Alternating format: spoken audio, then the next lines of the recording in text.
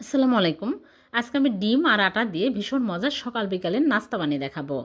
প্রথমে একটা বোলের মধ্যে নিয়ে নিচ্ছি ১ কাপ আটা, স্বাদ মতো লবণ আর তেল ১ টেবিল চামচ, আর দিয়ে দিচ্ছি ডিম একটা। এখন আমি ভালো করে মিশিয়ে নেব। আর চিনি আমি ৩ টেবিল চামচ দিয়েছি।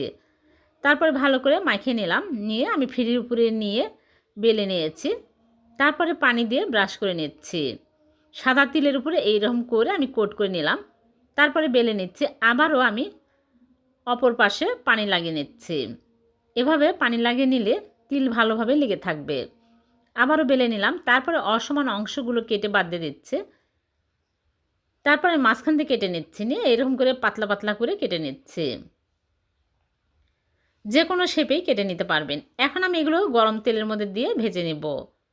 খুবই মজার এই নাস্তাগুলো সকাল বিকেলের চায়ের সাথে খেতে খুবই ভালো লাগে। এয়ারটাইট বক্সে বেশি করে বানিয়ে রেখে দিবেন। অনেক দিন পর্যন্ত মুচমুচে থাকবে। সবগুলো আমি ভেজে তুলে নিয়েছি। হয়ে গেল সকাল বিকালের ভীষণ মজার নাস্তা। ভালো লাগলে লাইক, কমেন্ট, শেয়ার করে দেবেন। আল্লাহ।